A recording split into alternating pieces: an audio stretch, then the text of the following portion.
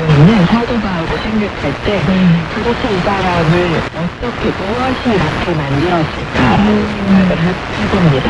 그는 율법으로서는 최고의 학자였고 모든 이스라엘 백성들에게 나서서 존경받을 수 있는 위치에 있는 사람이었는데 자신의 모든 것을 부인하고 자신의 위치를 내려놓고 진리를 추구하고 진리를 붙잡고 자신이 예수 그리스도를 핍박하던 어리석은 자리에서 돌이켜서 정말 회개, 방향을 돌이켜서 정말 주님을 끝까지 충성되게 따르는 여정을 걸어봅니다. 이 바울이라는 사람은 정말 열심과 열정으로 똘똘 뭉쳐있는 훌륭한 사도였던 것 같습니다. 그래서 이 걸음을 차마 쫓아가지 못했던 마가 요한은 나도 산을 넘을 수가 없습니다 하고 그 반면에 산맥 앞에서 떠났던 것을 우리가 기억합니다. 너무 이해가 돼요. 네, 너무 이해가 되죠. 저도 돼요. 그래서 이 사도 바울을 하나님께서 택하셔서 이방인과 이방인 왕들에게 나의 복음을 전하기 위해서 택하셨다라고 말씀하셨는데 하나님께서 정말 우리의 모양과 성정을 아시고 하나님께서 가장 적합한 사람을 세우셨구나라는 생각을 하게 됩니다. 지금도 우리가 그 열정을 가지고 하나님께서 맡기신 일을 충성스럽게 감당할 수 있기를 바라는 마음으로 다시 한번 사도 바울의 여정을 들어가 보도록 하겠습니다. 네, 지금은 복음을 알지만 복음을 전하는 일보다는 우리의 편안함과 안정된 삶을 추구하는 그리스도인들의 모습을 더 많이 보게 되는 것 같은데요. 네, 정말 사도 바울처럼 복음의 행진이 매일 이어지는 삶을 우리도 살 수 있으면 너무 좋겠어요. 네, 사도행전은 사도 바울의 열심뿐만 아니라 그가 자기를 비우는 순종, 성령님과 동행, 그리고 같은 마음으로 동행하는 동역자, 그리고 공동체가 되는 교회와의 연대 등을 이야기해주고 있습니다. 네, 사도 바울을 보면은 핍박을 넘어서서 순종하는 것이 항상 있어왔던 것 같아요. 맞습니다. 사도행전은 사도 바울의 서신서들과도 밀접하게 연결이 되는데요. 사도행전에서 복음을 전했던 교회들과 계속 서신으로 왕래하면서 핍박이 있을 때, 환란이 있을 때마다 교회들의 기도를 요청하고 도움을 요청했던 것을 알 수 있습니다. 그러니까 사도 바울은 핍박을 넘어설 때마다 교회 공동체의 지원을, 연결을 끊임없이 한몸됨을 계속 경험해 갔다는 것을 우리가 기억해야 하는 것 같습니다. 정말 믿지 않는 사람들에게는 복음을 한 번 전하는 것만으로 끝나지는 않네요. 네, 사도 바울은 복음을 전한 이들을 자신의 영적인 자녀로 여겼습니다. 복음으로 낳았다라는 표현도 쓰고요. 효과 집사님도 전도를 하고 양육을 하던 사람들이 있으시죠.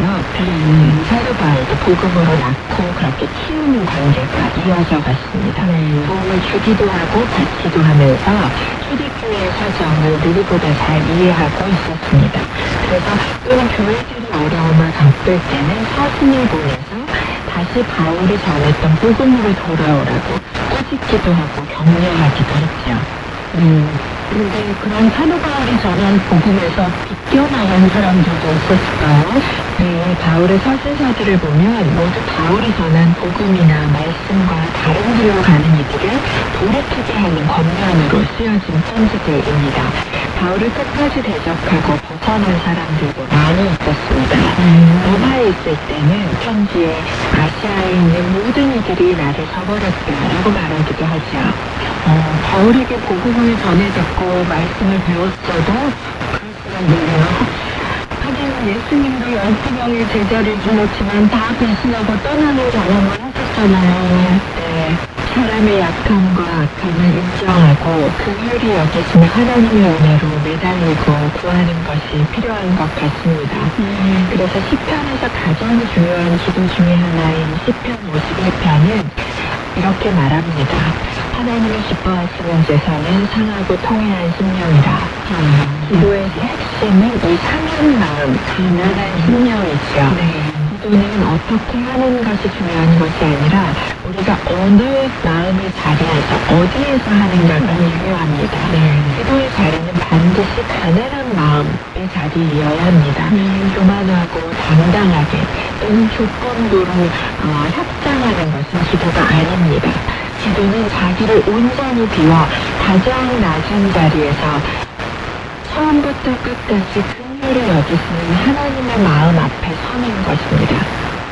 네, 저는 하나님 앞에 나아갈 때 늘 내 마음이 어디 있나, 내 마음이 교만해서 높아져 있지는 않나, 뭘 한 거에만 집중하지는 않나, 그런 걸 점검해야겠어요. 네, 아무리 오랜 시간 기도하더라도 고집스럽고 완고한 마음으로 내가 원하는 것을 들어달라고, 이것이 가장 나에게 선한 길이라고 주장하는 태도라면 그 기도는 잘못된 기도일 것입니다. 짧게 기도하더라도 긍휼히 여기시는 하나님께 기대어 겸손히 엎드리는 자리, 그 자리에서의 자세가 중요합니다. 초대교회도 사도 바울과 그렇게 기도로 연결된 한 몸이었습니다. 네, 초대교회들은 사도 바울의 선교 여정이 잘 이어지도록 후원도 하고 기도하는 역할을 했네요.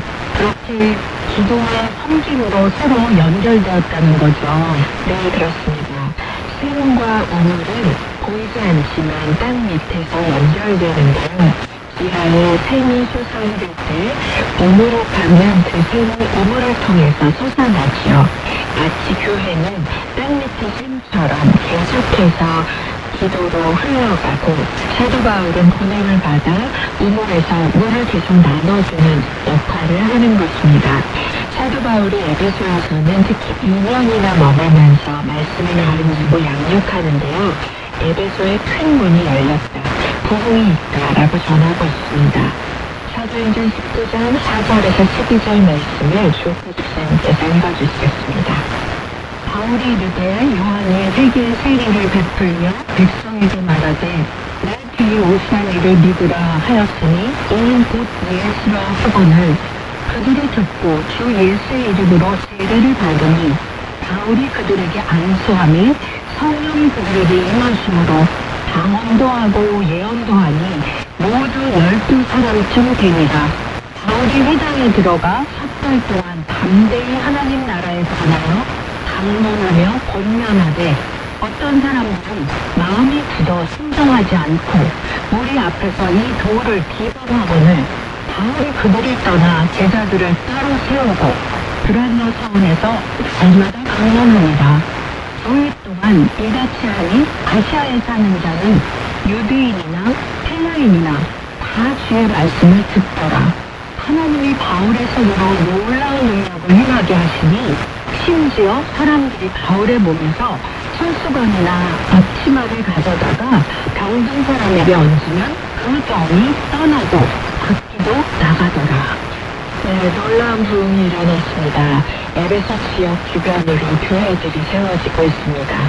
기억하시나요? 요한계시록에 나오는 7교회들도 실은 모두 에베소로부터 파생된 주변 지역 교회들이었습니다. 에베소 지역에서 일어난 부흥의 열매들이었죠. 에베소 교회를 향해서 계시록에서 말씀하시기를 충성하였으나 첫사랑을 잃어버렸다라고 하는 말씀이 있는데요. 에베소의 그 처음 사랑이 바로 부흥의 역사로 이어졌던 것입니다. 부흥은 다시 살아나다라는 뜻입니다. 연결되지 않았던 사람이 연결되고 할 수 없었던 것을 하게 됩니다. 바벨론은 말을 잘하고 구약성경에도 능통했습니다. 예수님에 관한 도를 알게 된 만큼 열심히 가르치는 일꾼이었습니다. 하지만 요한의 세례만 알고 예수님을 믿으며 받는 성령 세례에 대해서는 알지 못했습니다. 그는 성령으로 마음의 할례를 받는 새 언약의 시대를 여신 예수님이 메시아이자 왕이라는 것을 몰랐다는 뜻인가요? 네, 그러니까 성령을 받았다, 성령 세례를 받는다라고 사도행전에 여러 번 등장하는데요. 그것은 우리가 알지 못하는 방언을 한다, 이런 예언을 한다, 성령의 은사가 나타난다라는 것을 의미하기 이전에 그 그것보다 우선적으로는 예수님이 나의 왕이시고 나는 왕이 아니다라고 하는 항복, 그 항복을 통해서 예수님과 하나가 되는 사건, 이것이 바로 성령께서 우리 안에서 일하시는 증거입니다. 브리스길라와 아굴라는 아볼로가 지식적으로는 뛰어나지만 모자란 것이 있다는 것을 알고 은밀하게 불러서 하나님의 도를 정확하게 풀어서 설명해 줍니다. 이것이 성령님의 사건이었고 이것이 사실은 부흥의 역사들입니다. 우리가 하나님을 알고자 할 때 하나님을 알게 되는 것은 이것과 같은 일입니다. 어떤 사람에게는 아무리 하나님에 대해서 설명해줘도 하나님을 믿지 못하고 받아들이지 못하는 것을 우리는 전도를 통해서 많이 경험하지요.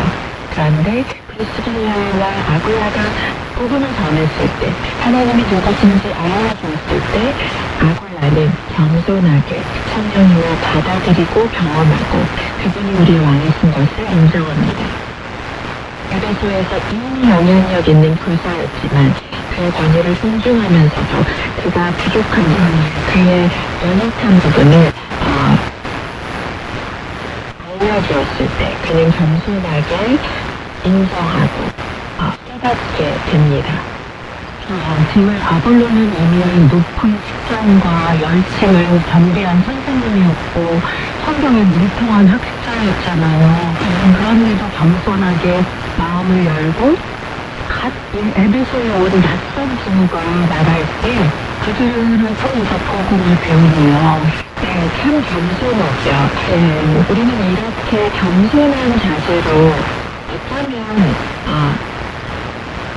복음을 받아들이는 태도, 이것이 필요한 것 같습니다. 요즘에는 충고, 조언, 비판, 판단 이런 거 하지 말라고, 이런 거 하면 싫어한다고 이쪽 이 양쪽에서는 얘기하거든요. 그래서 충고, 평판 이런 거 하지 말라고 얘기합니다. 그런데 사실은 복음 안에서 우리는 계속 이것을 받아들이고 깨어지고 자기를 낮추는 태도가 사실은 하나님 나라 안에서 우리가 성장하는 원리인데요. 우리는 이 성장을 거부하려고 하는 시대를 살아가고 있는 것이 아닌가 생각합니다. 진리를 받아들여야 할 때, 진리를 배워야 할 때 온유하게 자신의 기억을 깨트리는 것, 그리고 공동체의 따뜻한 격려와 신뢰 안에서 아볼로는 구약성경을 믿는 자들에서 고린도의 유대인들을 전도하는 일에 아름답게 쓰임을 받았습니다. 선생이라고 해도 자신의 한계와 부족함을 인정하면서 겸손하게 배우기를 즐거워해야 합니다. 그리고 다른 지체를 통해서 더 깊고 오묘한 진리의 새로운 차원으로 나아갈 수 있습니다. 타인의 인사를 시기하거나 깎아내리지 않고 진심으로 인정하고 격려하여 요긴하게 사용될 수 있도록 기회를 줄 수 있을까요? 초대교회에서는 정말 그런 일들이 일어나고 있는 것입니다. 그럼 시기와 질투, 경쟁 이런 것들이 초대교회에서는 전혀 없었을까요? 없진 않았습니다. 그렇게 시기해서 당신이 가진 성령의 능력을 나도 돈 주고 사겠다고 했던 시몬의 이야기도 우리가 기억하죠. 그런데 사도 바울과 한 팀으로 동역하는 이들 가운데는 이 성숙한 이들의 태도를 누가가 기록하고 자세하게 소개합니다. 아마도 우리가 이것을 배우라고 하는 것 같습니다. 바울이 에베소에 내려와 요한이 그는 예비적인 사례만 알고 성령님이 누구신지도 모르는 어떤 제자들을 만났을 때 세례 요한이 소개한 예수님과 그를 믿는 믿음으로 받는 성령 세례를 가르치고 주 예수의 이름으로 세례를 베풀고 안수합니다. 이때 성령님이 임하시고 제자들이 방언하고 예언하기 시작합니다. 예수 그리스도의 복음과 성령 세례라는 하나님의 사건이, 하나님 나라의 사건이 나타나게 되었습니다. 네, 지금 우리 시대에 필요한 게 바로 이런 하나님 나라의 능력이 나타나는 것인 것 같아요. 지식으로 아는 것만 아니고 실제로 하나님의 나라가 역사로 나타나는 그런 것이요. 네, 저는 요새 이렇게 예전에 저에게 참 어려웠던 일이어서 내가 실수했나? 분명히 그때 순종하며 갔는데 왜 이런 일이 일어났네? 그래서 이렇게 실패한 거로 끝난 것 같은 그런 일들을 하나님이 다시 그 자리로 이렇게 가게 하셔서 그게 실패한 게 아니라 한 20년 후 지금의 그런 것이 그때 내가 했던 것이고 지금 하나님의 그 역사를 이루어 가시는 거를 경험하게 되는 것 같아요. 근데 저는 하나님을 믿으면 좋은 일이 일어나야 되는데 왜 나한테 하나님 따라가는데 이렇게 됐지? 이거는 잘못한 거 아닐까?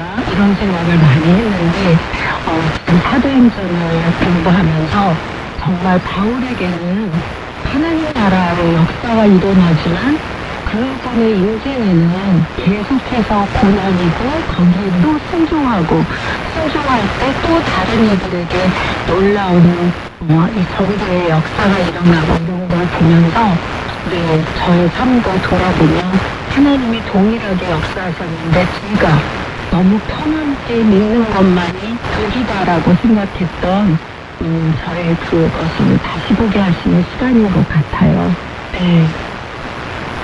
사도 바울의 개인의 삶은 예수님 믿고 나서 편안함과는 전혀 다른 안정된 삶과는 전혀 다른 결혼도 하지 않고 자신의 삶을 모두 내려놓고 주 복음만 달고 충성했던 사도 바울의 삶을 생각하면 정말 눈물이 나지 않을 수가 없는 것 같습니다. 네, 그런데 저희는 그냥 생각하면 사도 바울의 이 말씀 속에 들어가서 같이 가다 보면 이게 정말 놀라운 하나님의 역사를 이루어가는 거였는데 개인적인 거로 자꾸 그게 복이 아니다라고 생각하고 그래서 그것을 하나님의 역사를 보지 못하는 정말 안타까움이 있었는데 사도행전을 하면서 그 눈에 비늘이 벗겨지듯이 그런 좋은 은혜의 시간을 갖고 있습니다.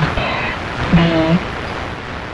우리 마중 식구 여러분, 우리 삶에 고난이 오는 것이 하나님이 함께 하시는 증거가 아니라는 오해를 버리시고 하나님께서 우리와 함께하고 계신다라는 약속을 붙잡는 우리 모두가 됐으면 참 좋겠습니다. 사도 바울은 에베소 회당에서 3달 동안 머물면서 하나님 나라에 대해 담대히 전하고 권면했습니다. 세속의 문화와 우상이 지배하는 도시, 당시 에베소는 로마 제국에서 3번째로 큰 무역의 도시였습니다. 그리고 우상 숭배가 아주 유명했는데요. 그 중에서도 제우스의 아름다움으로 탐하되었던 아데미 신상이 있었던 곳이 에베소입니다. 그러니까 아름다움을 추구하는데 사치와 향락과 번영으로 유명한 도시였던 것입니다. 그곳에서 예수님이 왕이시다, 어린양이 왕이시다라고 선포하고 그분의 통치에 복종하라고 강론했죠. 그런데 자기 왕국을 포기하지 않기 위해 이 왕의 소식에 저항하는 수많은 유대인들 그리고 부흥이 일어났음에도 불구하고 이들을 핍박했던 이들이 있었습니다. 그때 바울의 일행은 두란노라고 하는 일종의 학원으로 옮겨서 날마다 무려 2년 동안 강론하였습니다. 처음에는 제자 양육으로 시작했지만 아시아의 모든 유대인과 헬라인을 망라한 대중사역도 발전되었습니다. 바울의 손을 통해 나타난 권능은 그가 전한 하나님 나라의 복음, 사탄을 이기고 결박하신 예수 그리스도의 통치를 확증해 주었습니다. 풍성한 말씀과 땀 흘리는 노동, 하나님의 초자연적인 권능이 가장 격렬하고 지속적으로 복음을 반대하던 도시였던 에베소를 점점 하나님의 도성으로 변화시켜 갔습니다. 그 변화의 현장에서 복음을 전한 바울은 정말 됐어요. 우리가 천연 대부흥의 기록을 읽어보면 그 장대한 교회에서 일어났던 부흥으로 인해서 어떤 사건이 일어났는지 그 후의 역사책을 보면서 하나님께서 이런 변화들을 일으키셨구나.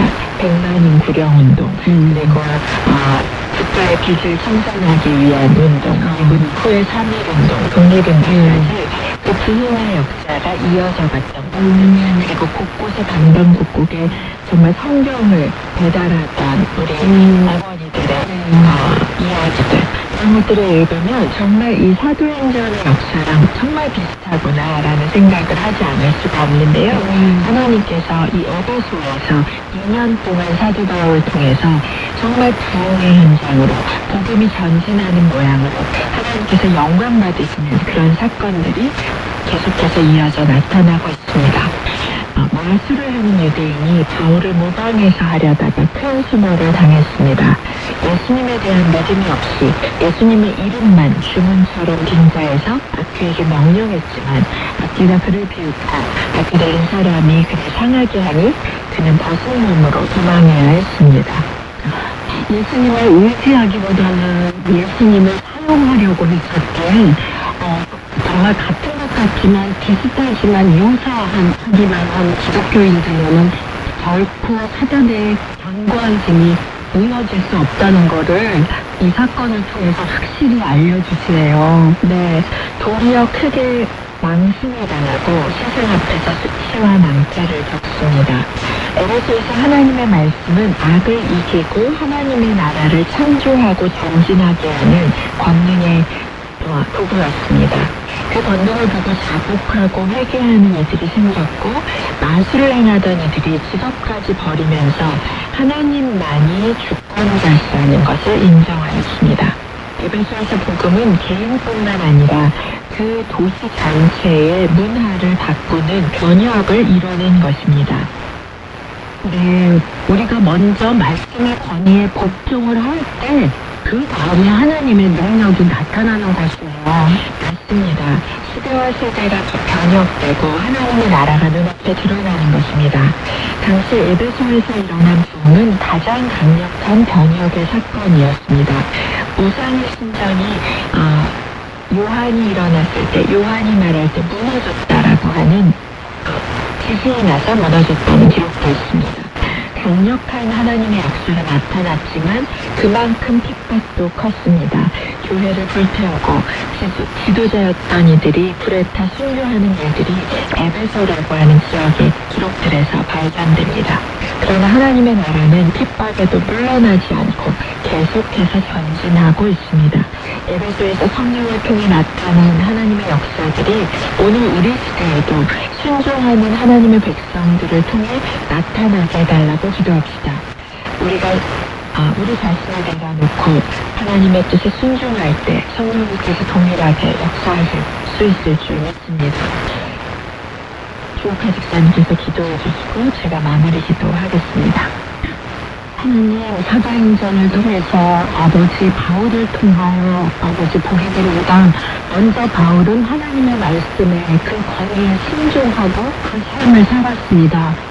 그리고 내가 어떠한 상황에 처하든지 그 가운데 하나님이 역사하심을 믿고 기도하고 기도한 것을 믿음으로 살아냈던 바울을 보게 되어집니다. 하나님, 저희도 상황 가운데 놀라고 두려워하며 이것이 하나님이 함께하고 하신 것인가 라고 하는 그 두려움 가운데 나아가지 않게 하시고 이 자리에 주신 하나님을 신뢰하며 그 가운데 역사하시는 하나님과 동행함으로 우리가 가는 곳곳마다 하나님의 나라가 임하는 것을 볼 수 있도록 인도하여 주십시오. 그것이 한동안은 우리가 고난을 겪는 길이라 할지라도 하나님의 말씀에 순종하여 하나님의 나라가 이루어지는 우리들의 시간들이 되기를 원합니다. 하나님, 이 시간 북녘 땅에 있는 아버지 우리 마중 식구들 가운데서도 어려운 고난 가운데 상황 가운데 갈 때에 그 가운데 함께 하시고 동행하시는 하나님을 기억하게 하시고 아버지 경험하게 하여 주셔서 그곳에 정말 나타나는 동행하시는 하나님으로 말미암아 그들이 기뻐하게 하시고 이기는 시간이 되게 하여 주시기를 기도합니다. 하나님, 사도 바울이 때로는 핍박과 고난과 역경을, 때로는 부흥의 현장에서 하나님의 기적을 경험합니다. 이 모든 상황 속에서 하나님, 이 일의 주인이 하나님이시고 하나님과 동행하여 하나님께서 맡기신 바를 책임있게 충성되게 순종하며 걸어가는 것, 이것이 사도 바울이 자세했다는 것을 기억하고 우리도 오늘 우리의 삶에 하나님께서 맡기신 일, 하나님께서 부탁하신 일을 충성되게 섬기는 저희와 우리 마주 식구들 되기를 축복합니다. 그래서 하나님 에베소에서 있었던 하나님 나라의 사건들로 수많은 영혼들이 주께 돌아왔던 것처럼 하나님 이 땅에 이 시간에도 또 우리 마주 식구들이 서 계시는 그 자리에도 하나님 나라의 역사들이 계속해서 끊임없이 발견되고 또 전진하는 복음의 전진이 일어나도록 편하게 복음을 전할 수 없지만 그러나 하나님의 역사가 곳곳에서 은밀하게 전진하는 일들이 있게 되기를 축복합니다. 하나님께서 우리가 다 보지 못하고 알지 못하지만 역사하고 계시는 줄 믿습니다. 그래서 주님의 왕이신 것을 고백합니다. 음력 땅에 북녘 땅에 하나님은 온 세계 열방에 주님이 우리의 왕이신 것을 고백합니다. 예수님의 이름으로 기도합니다. 아멘. 말씀의 능력이 가득한 예수를 따라 사랑의 은혜가 가득한 예수를 따라 성가른 예수를 따라 믿음의 길을 걸어봅니다.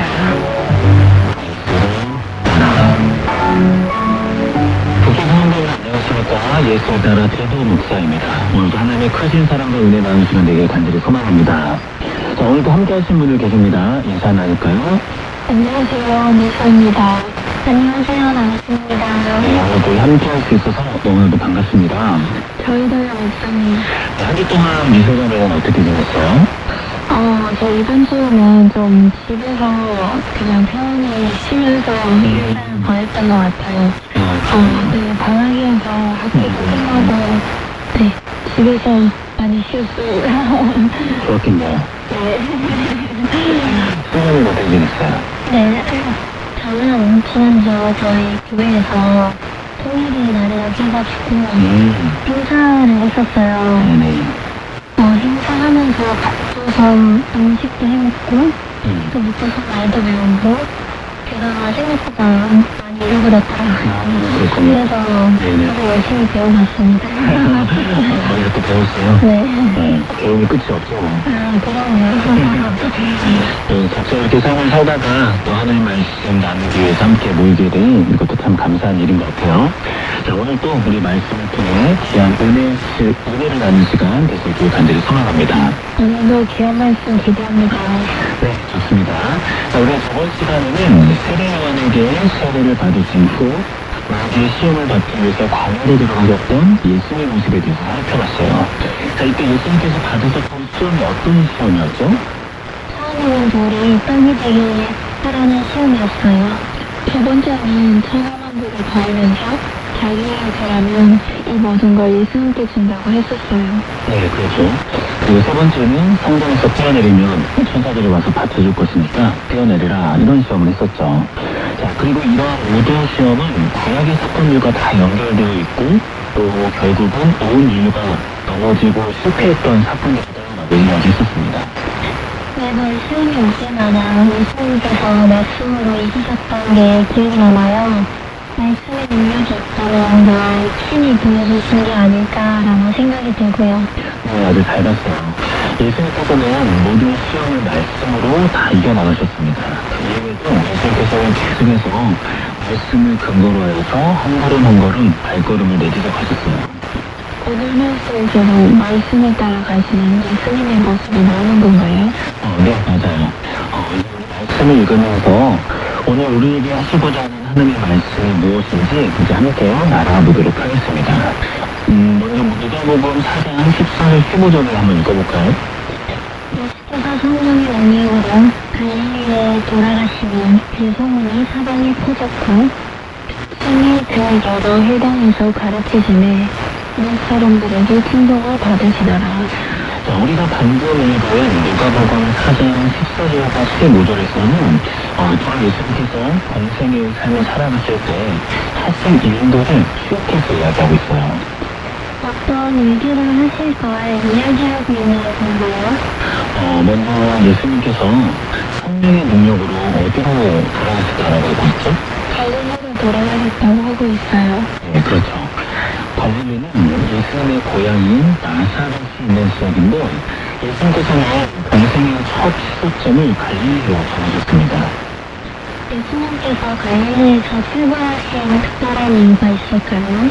그건 누가복음의 특징 중 하나인데 누가는 복음이 확산되어져 가는 과정을 지역을 통해서 설명하고 있어요. 어떤 의미인지 우리 말씀을 찾아보면서 한번 알아볼 텐데 누가가 기록했던 또 다른 성경의 사도행전 1장 8절 말씀을 한번 읽어볼까요? 오직 성령이 너에게 임하시면 너가 권능을 받고 예루살렘과 온 유대와 사마리아와 땅끝까지 이르러 내 증인이 되기를 하시니라. 이 말씀은 예수님께서 부활하신 후 승천하실 때 제자들에게 하셨던 말씀인데 복음이 어떤 식으로 확산되어 간다라고 하고 있죠? 예루살렘과 온 유대, 사마리아와 땅끝으로 제자들의 증인이 되어갈 거라고 하고 있어요. 여기에서도 지역을 언급하고 있네요. 네, 그렇죠. 그러니까 마치 큰 나무가 조그마한 씨앗서부터 자라나서 뿌리를 내리고 줄기를 내고 잎을 내면서 점점 무성해지는 것처럼 복음도 첫 시작은 작은 곳에서부터 시작해서 점점 더 확장되어져 간다라고 하는 것을 이런 식으로 표현하고 있는 거예요. 그러한 복음의 첫 시작점을 이제 갈릴리 그리고 누가복음 4장 15절에서는 또 예수님께서 어디로 가셨다고 하고 있죠? 회당이요. 회당에서 가르치겠다고 하고 있어요. 네, 그렇죠. 예수님께서는 갈릴리 지역 또 그곳에서도 자기 고향이었던 나사렛에 있는 회당에서 가르치는 일로 관계의 시작을 알리고 계십니다. 이것은 예수님께서 앞으로 해나가시고자 하는 일이 바로 가르치시는 일이다라는 것을 암시하고 있어요. 그런데 회당이라는 곳은 정확히 어떤 곳인가요? 회당의 역사를 간단하게 이야기하면 AD 586년에 남유다가 바빌론에 의해서 망하게 되면서 수많은 유대인이 바빌론의 포로로 끌려가게 돼요. 본래 유대인들은 성전 중심의 신앙생활을 해왔었는데 그렇게 포로로 끌려갔으니 성전에서 예배드리는 게 가능했었을까요? 아니요. 불가능했을 것 같아요. 포로를 끌려가는 게 마음대로 움직일 수 없는 거잖아요. 네, 그렇죠. 그렇게 성전에서의 예배가 불가능해지자 이들은 계속해서 자기들의 신앙을 지켜나가고 또 자손들에게도 신앙을 전해주기 위한 그리고 하나님의 백성으로서 그 민족성을 잃지 않도록 하기 위해서 성인 10명 이상이 모이면 회당을 만들어서 그곳에서 성경을 읽고 찬양을 부르면서 예배를 드리기 시작했습니다. 일종의 교회로 생각하면 되는 건가요? 그렇게 볼 수도 있을 것 같아요. 사실 살면서 예루살렘에서 제사를 지낼 수 없었던 유대인들이 그들의 신앙을 지키고 또 하나님을 섬기기 위해 만들어진 일종의 교회 같은 곳이었죠. 또한 유대인들의 모든 삶의 영역을 상징하는 곳이기도 했고요. 그들의 문화, 언어, 관계, 교육 이 모든 것들이 다 회당에서 이루어졌거든요. 그러면 유대인들에게 굉장히 중요한 곳이었을 것 같아요. 네, 맞아요. 특히나 회당에서는 무엇보다 말씀에 대한 가르침이 중요시 되는 곳이었는데 안식일이 되면 사람들이 회당에 모이게 되면 쉐마 이스라엘 그러니까 들으라 이스라엘아로 시작되는 신명기 6장 4절 말씀을 기본으로 한 기도문을 읽은 후에 회당장이 지목한 사람이 나와서 성경 주문하기를 읽도록 되어 있었습니다. 예수님께서도 이런 회당의 전통을 지키기 위해 고향에 있었던 회당에 방문하셨던 거예요. 그럼 예수님께서 어린 시절에 다니셨던 회당에서 사람들을 가르치기 위해 방문하신 건가요? 예수님께서 방문하신 목적 자체는 사람들을 가르치기 위한 목적은 아니었을 거예요. 다만 회당장이 예수님께 기회를 주고 예수님께서는 그 기회를 통해 자기가 누구인지를 밝히기 위한 기회로 사용하셨던 거죠. 누가복음 4장 16절 17절 말씀을 읽어볼까요? 예수께서 그 자라나신 후 나사렛에 오셔서 안식일에 늘 하시던 대로 회당에 들어가서 성경을 읽으려고 서시매 선지자 이사야의 글을 들이거늘 책을 펴서 이렇게 기록된 데를 찾을 수 않고 말씀에서처럼 예수님께서는 자신이 어린 시절부터 다녔던 회당에 들어가서 그곳에서 진행되는 예배에 참석하셨고 이사야 두루마리를 권례에 받으신 후에 어느 한 부분을 찾아서 펴서 읽기 시작하셨습니다. 이때 찾아 읽으셨던 성경 말씀이 굉장히 중요한데 이어서 누가복음 4장 18절 19절 말씀 읽어주세요. 주의 성령이 내게 임하셨으니 이는 가난한 자에게 복음을 전하게 하시려고 내게 기름을 부으시고 나를 보내서 포로된 자에게 자유로 있는 자에게 다시 법에 없는 전파로 있는 자를 자유롭게 하고 주의 은혜의 해를 전파하게 하려 하심이라 하였더라. 이때 예수님께서 읽으셨던 성경은 이사야서 61장 1절부터의 말씀이었습니다. 예수님께서 이사야 말씀을 선택하신 이유가 있나요? 예수님께서는 이사야 말씀에 기록되어 있는 메시아에 관한 예언의 말씀, 즉 메시아가 이 땅에 오셔서 하신 일이 기록되어 있는 이사야 말씀을 읽으시고 어떤 사람들에게 선포하심으로써 본인이 메시아로서 이 땅에서 하신 일을 선언하고 계시는 거예요. 바로 가난한 자들 위해 오신 메시아, 포로된 자를 자유롭게 하고 늙는 자를 다시 먹여오는 메시아.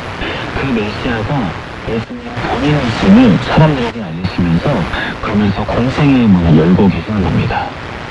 예수님의 말씀을 듣고 그곳에 있던 사람들이 기뻐하고 감격했을 것 같아요. 그토록 기다리던 메시아가 오셔서 가난한 자들과 함께 하신다고 하신 거잖아요. 당연히 환영할 거라 생각할 수 있겠지만 정작 사람들의 반응은 정반대였어요. 정반대라고 하면 예수님을 환영하지 않았다는 건가요? 네, 맞아요. 자, 그 후에 어떤 일이 있었는지 말씀을 계속 읽어볼게요. 누가복음 4장 20절과 21절 말씀입니다. 책을 덮어 그 맡은 자에게 주시고 먹으시니 회당에 있는 자들이 다 주목하여 보더라. 이에 예수께서 그들에게 말씀하시되 이들이 오늘 너희 귀에 응하였느니라 하시나. 이사야 말씀을 읽으신 후에 예수님께서는 두루마리를 내려놓으시고 자리에 앉으셨다라고 하고 있죠. 자, 여기서 자리에 앉으셨다라고 하는 건 아까 회당에서 예배드린 순서를 우리가 이야기했었죠. 처음에 쉐마 이스라엘이라고 하는 기름을 읽고 한 사람이 성경 본문을 읽고 그 다음으로 보통 회당에 있었던 랍비가 그 말씀에 관해서 설교하게 되어 있었습니다. 그런데 만약 랍비가 없을 때는 회당장이 회중에서 유명하거나 또는 뛰어난 지식을 갖춘 얘기를 설교할 수 있는 기회를 주게 되어 있어요. 자, 그렇게 지목된 사람은 지정된 자리에 앉아서 하나님의 말씀을 전하게 됩니다. 그럼 20절에서 예수님께서 앉으셨다고 하는 건 설교를 하기 위해 앉으신 거군요. 네, 맞아요. 예수님께서 자리에 앉아 설교를 하시는데, 자, 먼저 이사야 61장의 말씀이 응하였다. 즉, 메시아에 관한 예언의 말씀이 다 이루어졌다라고 하십니다. 이런 예수님의 말씀에 사람들이 어떻게 반응하였는가? 누가복음 4장 22절 말씀입니다. 그들이 다 그를 증언하고 그 입으로 나오는 바 은혜로운 말을 놀랍게 여겨 이르되 이 사람이 엘사의 아들이 아니냐. 예수님의 말씀을 들은 사람들의 반응이 은혜로운 말을 놀랍게 여겼다라고 하고 있죠.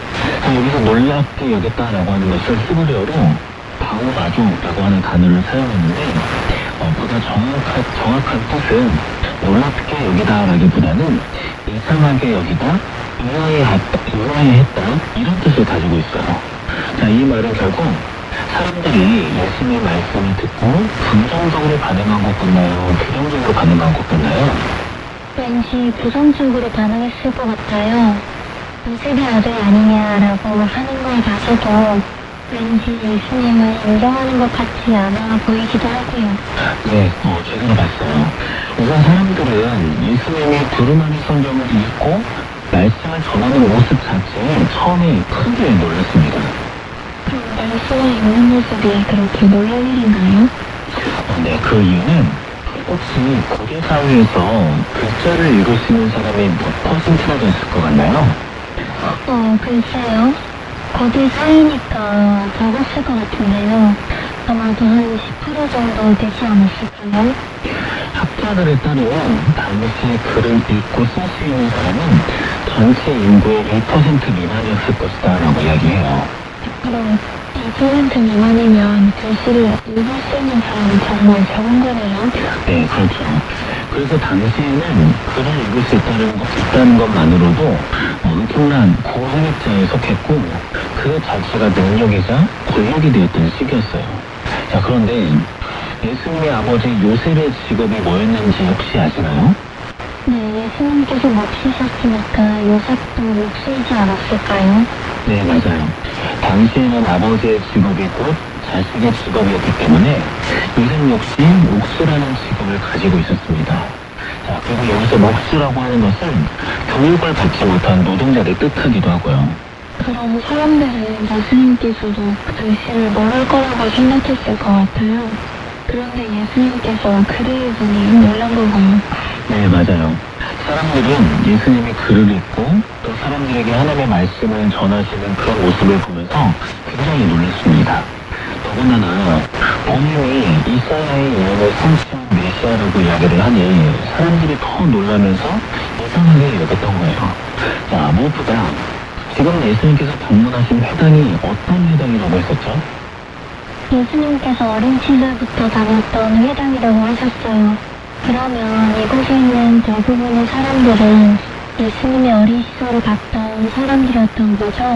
네, 맞아요.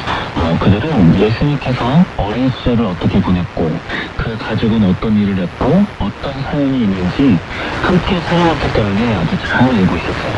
그런데 모순적으로 이렇게 예수님에 대해 알고 있다라고 하는 이 생각이 예수님이 진짜 누구인지를 알아보지 못하게 만들었고 결국 메시아이신 예수님을 인정하지 못하게 만들었습니다. 그런데 생각해보면 예수님의 말씀을 바로잡는 게 쉽진 않았을 것 같아요.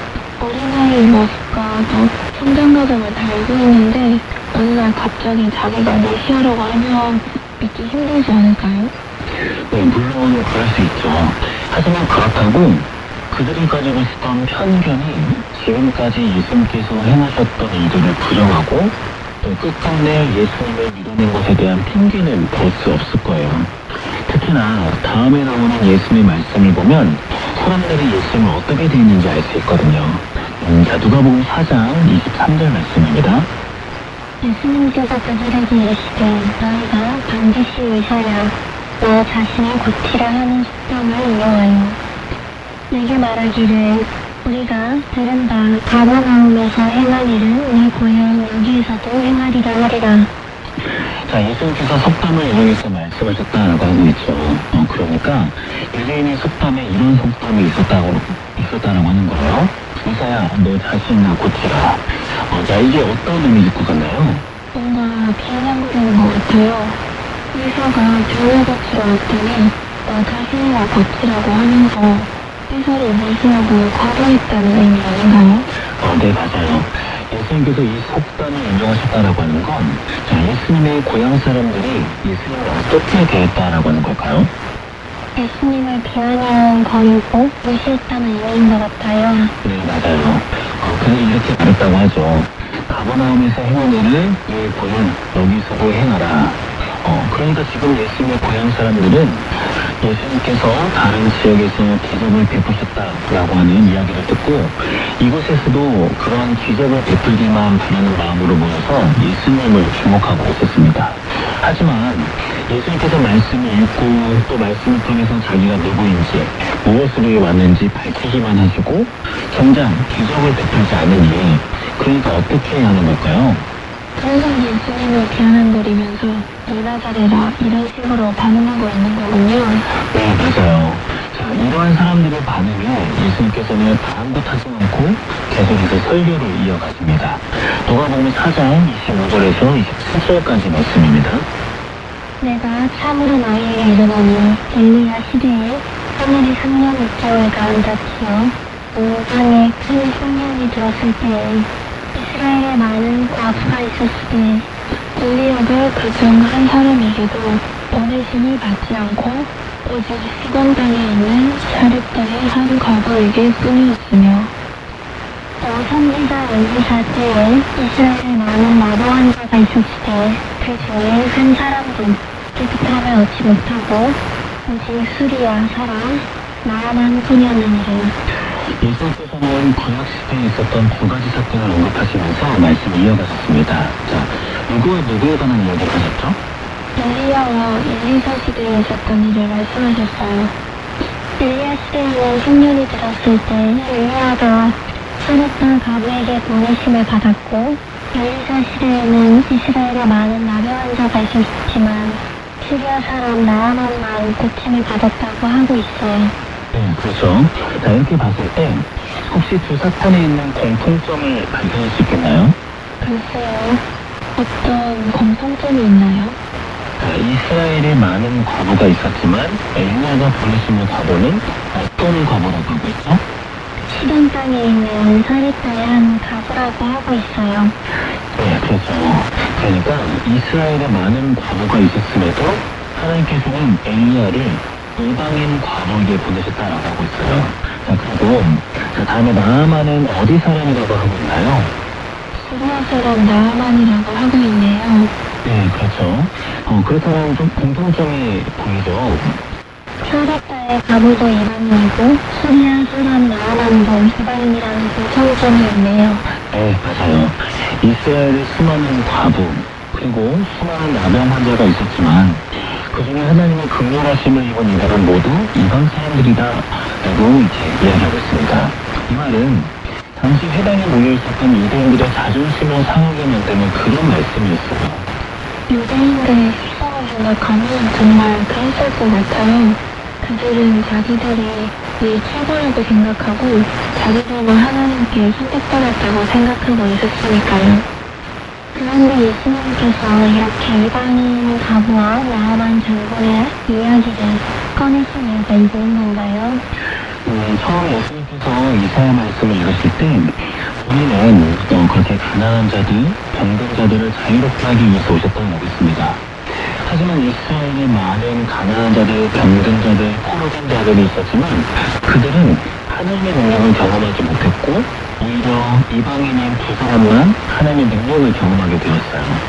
이 두 사람이 하나님의 능력을 경험할 수 있었던 이유는 그들의 출신, 형편, 국적에 상관없이 하나님의 말씀에 순종했기 때문이었습니다.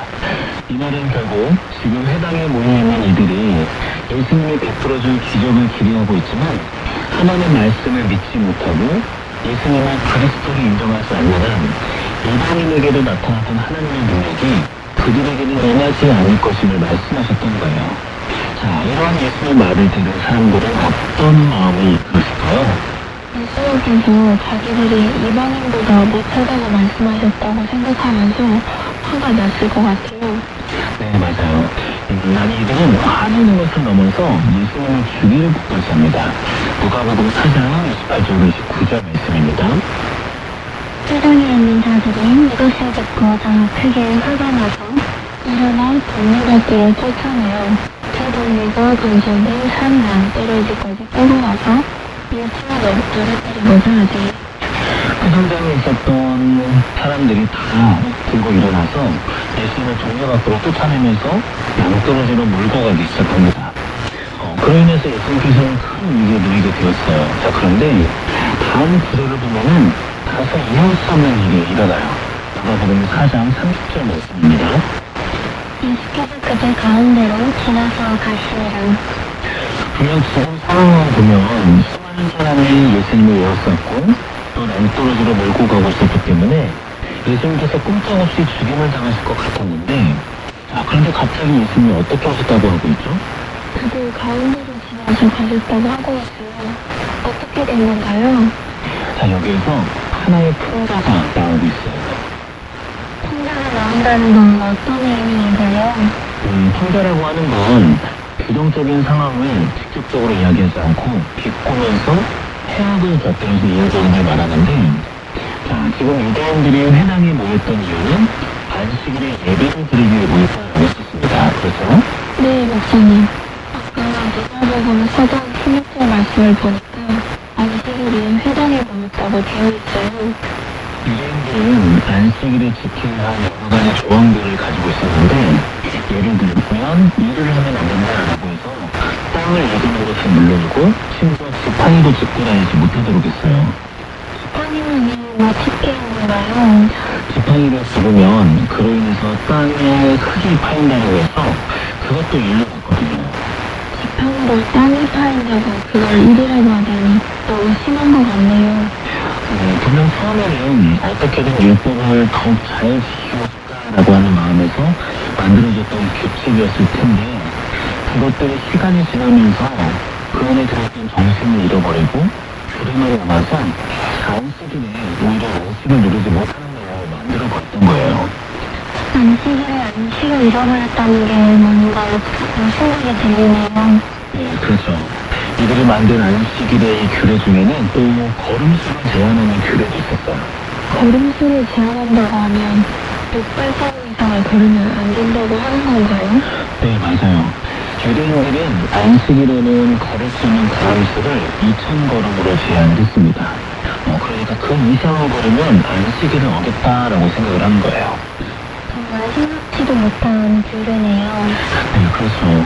자, 그렇다면 우리가 이제 다시 본문으로 돌아와서 예수님을 벼랑으로 몰고 가던 사람들은 끝까지 예수님을 몰고 가지 못하고 중간에 멈춰 섰고 예수님께서는 그들 사이를 유유히 걸어가시다라고 하고 있습니다. 자, 어떻게 이럴 수 있었을 것 같나요? 유대인들이 걸을 수 있는 걸음을 다 채웠기 때문에 더 이상 예수님을 벼랑으로 몰고 가지 못했던 건가요? 네, 맞아요. 바로 이러한 모습이 풍자적으로 묘사했다라고 하는 거예요. 그들은 자기들 스스로 특별하다고 생각하면서 여러 가지 규례를 만들어서 지켜갔지만 그러한 규례는 오히려 자기들의 반목을 잡을 뿐이었고 예수님은 그러한 규례를 떠날 수밖에 없었습니다. 정말 그러네요. 결국 자기들의 편견과 교만함이 예수님을 받아들이지 못하게 만들었던 거군요. 네, 맞아요. 이러한 해당의 사람들의 모습을 보면서 우리들의 모습을 돌아봤으면 좋겠어요. 물론 예수님께서는 가난하고 연약한 자들, 바로 우리와 같은 자들을 자유롭게 하기 위해서 이 땅에 오셨습니다. 하지만 우리도 스스로 만들어 놓은 수많은 규례와 과격스러운 편견이 우리가 살면서 예수님이 예수님 되지 못하게 만들 때가 분명히 있을 거예요. 제 안에도 그런 고집과 편견이 있었던 것 같아요.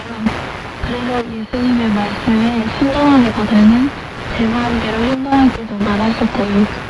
우리 모두가 가지고 있는 문제일 거예요. 이제 우리가 말씀을 듣고 내 안에 고집과 편견을 내려놓고 예수님께 나아가기 시작할 때 하나님께서는 우리 삶에서 예수님의 말씀이 성취되어 가게 하실 것입니다. 그러한 기대감을 가지고 더욱더 겸손히 말씀에 순종하며 나가는 우리 모두가 그리고 백주산의 성도님들이 되시길 간절히 소망합니다. 우리 함께 주어진 말씀을 나눴는데 말씀을 나누면서 하나님께서 주셨던 마음이 있으면 함께 나누도록 할게요. 자, 우리 승리자분은 어땠나요? 네, 오늘 본문을 읽으면서 하나님을 경험하고 이해하는 데서 뭔가 스스로 만든 편견으로 하나님을 좀 바라보는 시선도 있지 않았나라는 생각을 하게 되고 앞으로는 좀 다른 시선으로 바라봐야겠다는 생각을 하게 됐던 것 같습니다. 네, 좋습니다. 우리 승리자분은 어땠어요? 저도 말씀을 들으면서 어떤 편견이라는 단어에 좀 더 집중을 했던 것 같아요. 지금까지 우리가 하나님을 믿고 따라오는 이런 과정 속에서 이런 편견이나 이런 것들이 있었음에도 불구하고 많은 사람들이 저도 예수님을 따르는 이런 반대의 마음을 가지고 있다는 생각이 들었습니다. 네, 좋습니다. 우리 하나님은 이런 분이다, 예수님은 이런 분이다라고 규정의 어떤 그런 편견들이 때로는 예수님께서 하시고자 하는 일을 못하게 만들 때가 분명히 있을 거예요. 그렇기 때문에 우리는 내가 가지고 있는 고집, 또 내가 가지고 있는 지식에 얽매이지 않고 예수님께서 우리 안에서 무한히 이루실 수 있도록 계속해서 우리들의 마음을 내려놓는 그런 과정들이 있어야 할 것입니다.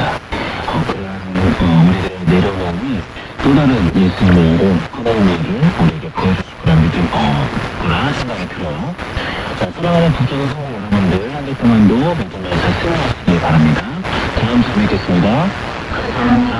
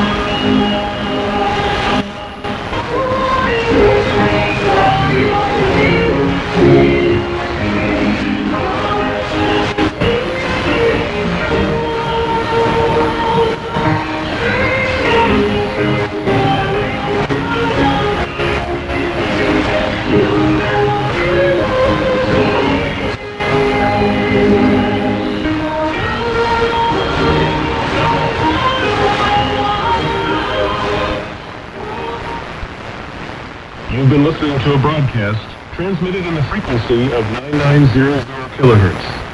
This is KTWR, Agana, Guam, sharing the good news of Jesus Christ because hope knows no barriers.